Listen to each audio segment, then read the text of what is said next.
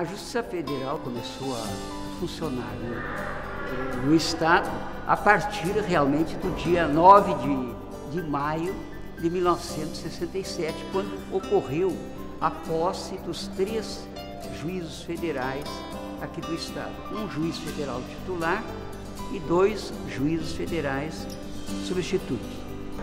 Eu era o juiz federal titular.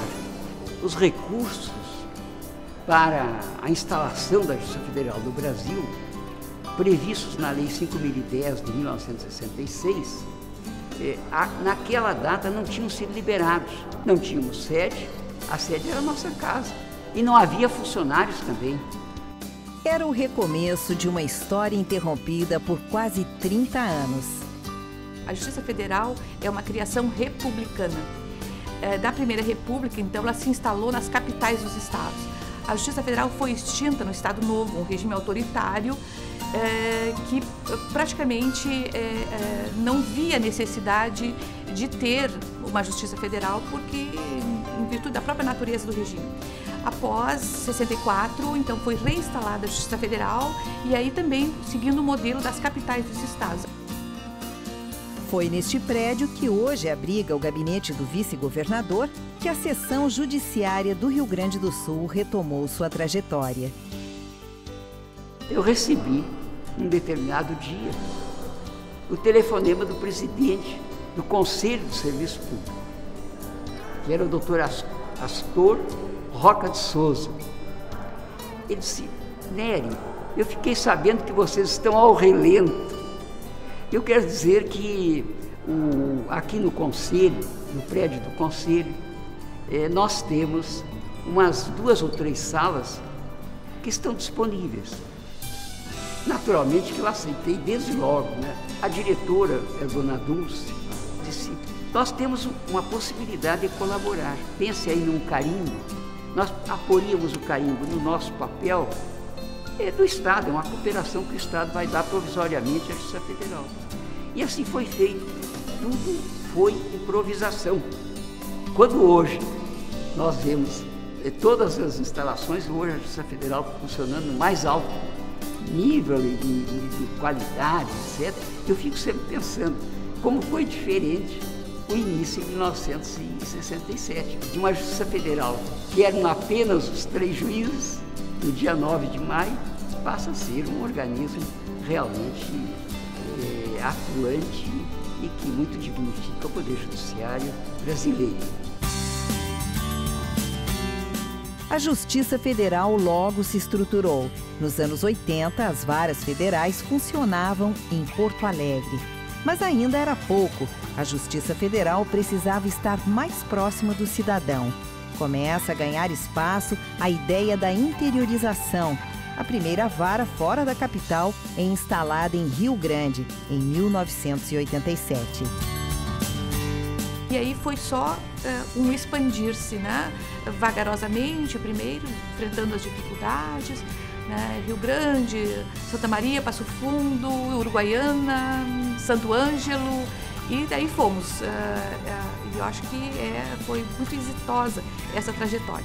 A 4ª região, ela está numa posição bastante privilegiada. Somos a região mais interiorizada. A Justiça Federal está presente em todo o estado. São 23 subseções com 76 varas e 4 juizados avançados.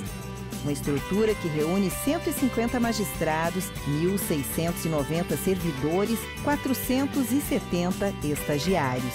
Gente que constrói uma história de inovação e pioneirismo.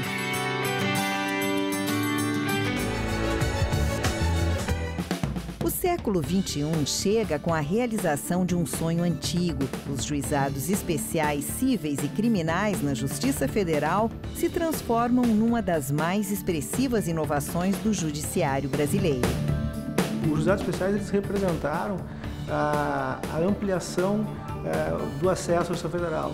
Foi o momento em que as pessoas mais necessitadas, mais carentes, passaram a procurar a Justiça Federal na tutela de seus direitos.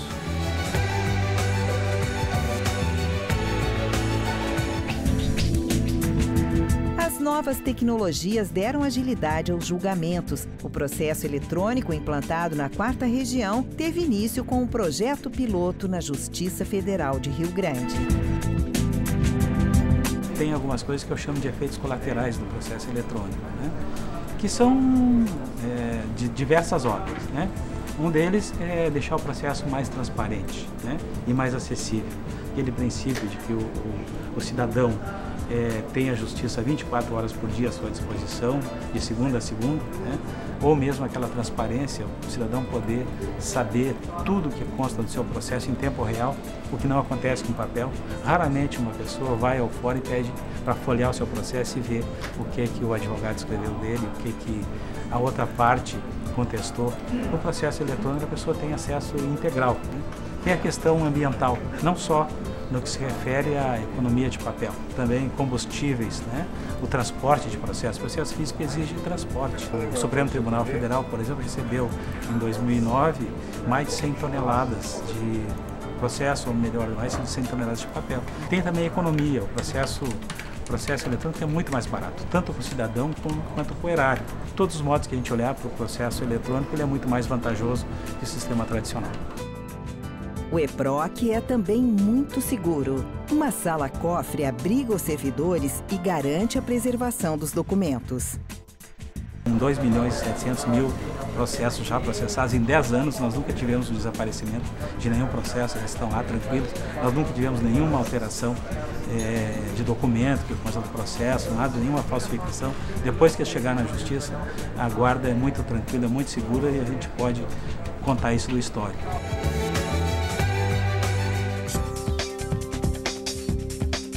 Em 2005, uma das primeiras varas ambientais da Justiça brasileira foi instalada em Porto Alegre. Na vara ambiental, nós enfrentamos várias ações de relevância para a sociedade, de relevância não só para o momento presente, mas também para o que a gente quer para o futuro. Por exemplo, os conflitos que existem entre indígenas, que existem com quilombolas, que existe a questão da ordenação do solo urbano, a questão da preservação ambiental, tudo isso passa pela vara ambiental. Então, olhando não só para o nosso passado, não só para o nosso presente, mas a gente está também criando condições para que no futuro, equacionando bem esses conflitos, resolvendo esses problemas que existem entre o homem e a natureza, procurando assim aquilo que se chama desenvolvimento sustentável, a gente consiga no futuro ter água para nossas crianças, ter a natureza preservada, ter a vegetação, as florestas, conseguir que os animais tenham seus habitats, seus ecossistemas preservados.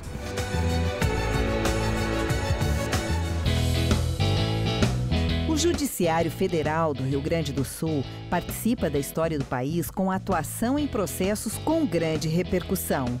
Decisões que passaram a fazer parte da vida dos brasileiros, como o direito de colocar como dependentes, em planos de saúde, os companheiros de uniões homoafetivas.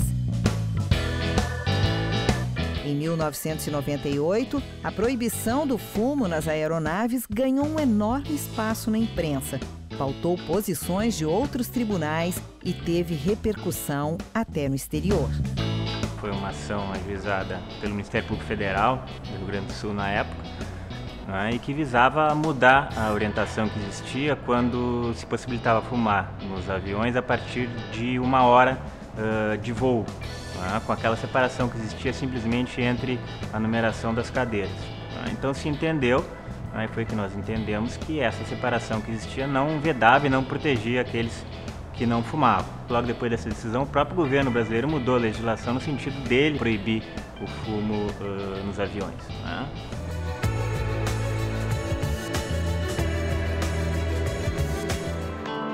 O investimento na conciliação tem garantido maior acesso à justiça.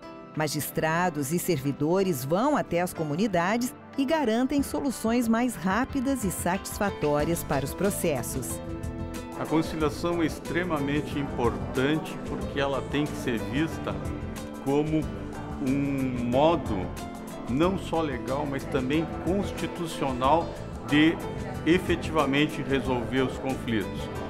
É um momento onde as pessoas são ouvidas, porque nos processos dificilmente há a possibilidade da pessoa ser ouvida, falar sobre o que ela acha daquele processo. E na conciliação isso é possível.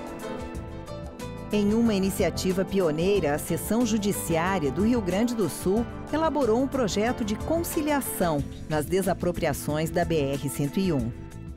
Foi a primeira vez que a Justiça se deslocou até o lugar onde as partes viviam e onde nós tivemos, assim, um sucesso muito grande na solução. Um índice de conciliação superior a 90%. Ninguém ganha tudo o que pretende, né, quando nós estamos tratando de conciliação. Mas a ideia é que, ao fim da conciliação, ganhamos todos, né? Ganha a parte, ganha as partes, porque resolve o seu problema, e ganha o Poder Judiciário, né, porque vê efetivamente o serviço que ele presta ter efetividade. Dinâmica, social e inovadora. A Justiça Federal constrói uma história de sucesso com os olhos voltados para o futuro. Eu vejo um futuro para a Justiça Federal de mais expansão ainda, né?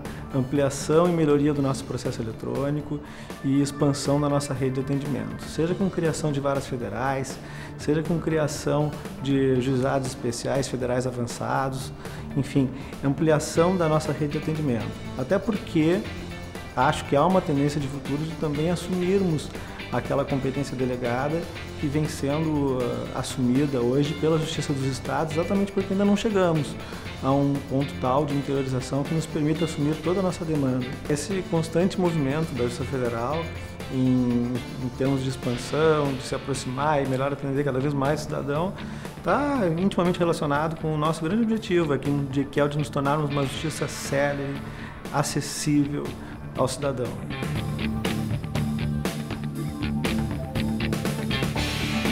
Nestes 45 anos, a Justiça Federal do Rio Grande do Sul tornou-se um exemplo para o país, julgando processos que fazem história e iniciativas que revelam um poder judiciário transparente, em constante movimento, antecipando-se às necessidades da sociedade.